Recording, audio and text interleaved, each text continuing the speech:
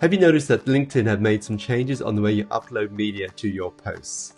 Not sure of the new features and how to make the most of them? Don't worry, I've got you covered in this quick tip video. I'll walk you through the new upload process and give you some tips on how to optimize your videos and images for the LinkedIn feed. Now let's dive in. So when you start a post, you might have actually noticed that before there was like a video or an image symbol. Now it's just called media.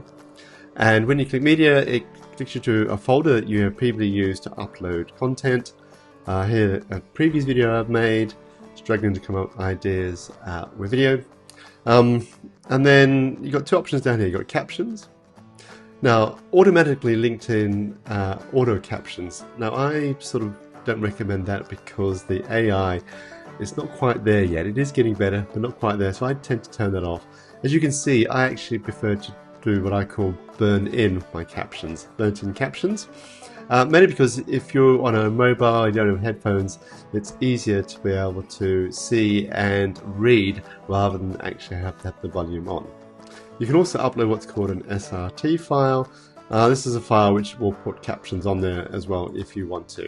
If you are doing auto captions, I would recommend that you actually review these before you post. Okay, so I'm going to turn those off.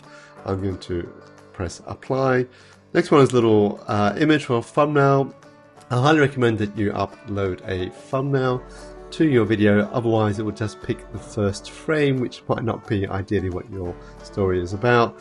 Here's one that I have made actually in Canva, which has got a headline. Ideally is that people are scrolling through the feed that they'll see the thumbnail and stop to play the video. You press next, and then you can just write whatever you want as normal in the written post, and then you can post it. Now if you want to upload an image, same sort of process, but there's now new options. Here's an image of me working on holiday.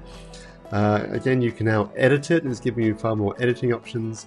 You can actually change the aspect ratio, make it square, make it like a banner, 4:3, or even widescreen. Square is quite popular for images. You can now do zoom. You can even straighten the image if you need to. So there's a lot more options than there were before. You can now add a filter. I'll give some limited options here. And you can also adjust the picture if you want as well. If you're happy with the picture, the image, you can apply. You can actually tag someone in here if you want as well. And you can actually create what we call alternative text, which is quite good. You can create a headline, like anything.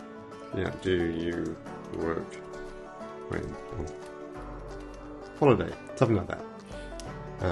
You can add that as well.